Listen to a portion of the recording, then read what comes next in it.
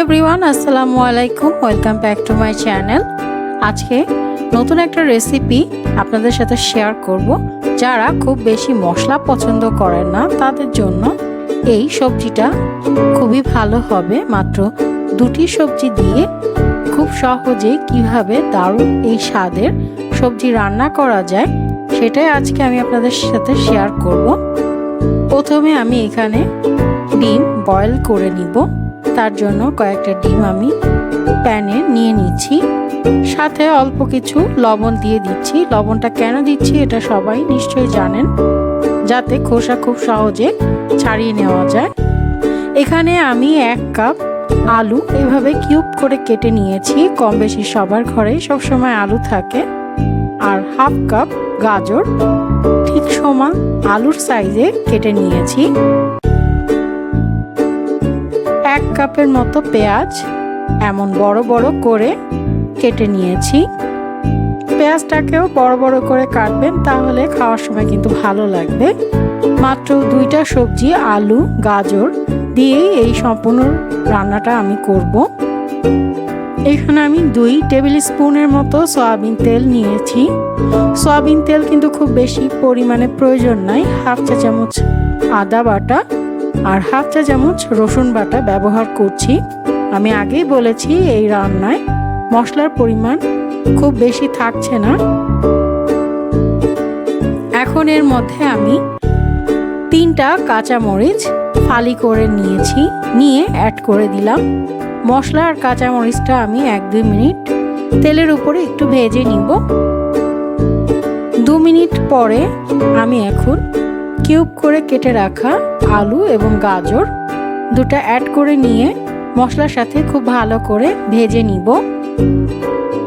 3 থেকে 4 মিনিট এই আলু গাজর মশলার সাথে ভেজে নিব, সাথে পরিমাণ মতো লবণ অ্যাড করছি।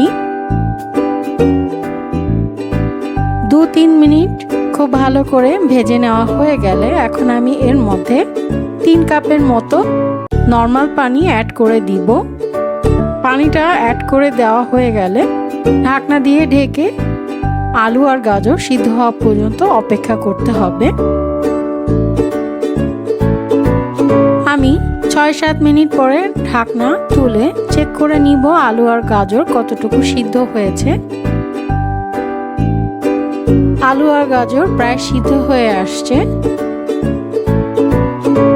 এখন এই পর্যায়ে আমরা যেই বয়েল এগ রেখেছিলাম সেই বয়েল এগগুলোকে ঠিক এমন করে কুচি করে কেটে নিতে হবে। আপনারা চাইলে এই পর্যায়ে কুসুম আর ডিমের সাদা অংশ আলাদা করে নিতে পারেন। কুসুমগুলো চাইলে আপনারা একটা চামচ দিয়ে ভালো করে চটকে তারপরে সবজির মধ্যে ব্যবহার করতে পারেন, কিন্তু আমি আজকে সাদা অংশ আর কুসুম একসাথেই ব্যবহার করছি। ডিম দেওয়া হয়ে গেলে একটু নাড়াচাড়া করে সবজির সাথে ভালো করে মিশিয়ে দিব। চিন্তা করবেন না, আস্ত যে কুসুমগুলো আছে সেগুলো কিন্তু মিশে যাবে।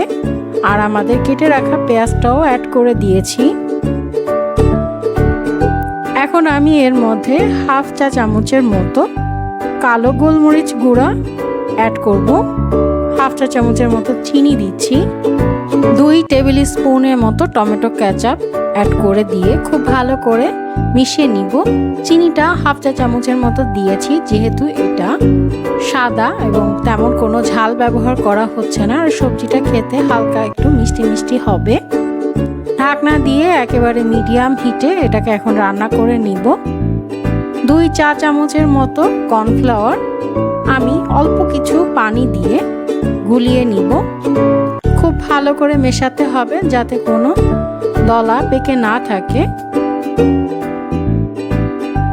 ঢাকনা তুলে আমি এখন কর্নফ্লাওয়ারটা এই সবজির মধ্যে অ্যাড করে দিব। দেখতে পাচ্ছেন কর্নফ্লাওয়ার নিচে আবার জমে গেছে, তাই আমি নাড়াচাড়া করে তারপরে অ্যাড করে দিচ্ছি। কর্নফ্লাওয়ার দিয়ে আমি নাড়াচাড়া করে এটাকে 3 থেকে 4 মিনিটের মতো জাল দিয়ে তারপরে চুলা থেকে নামিয়ে নিব। আমার সবজি কিন্তু রেডি হয়ে গেছে। জাস্ট 2 থেকে 3 মিনিট ভালো করে জাল দিয়ে এখন চুলা থেকে নামিয়ে নিলেই হবে।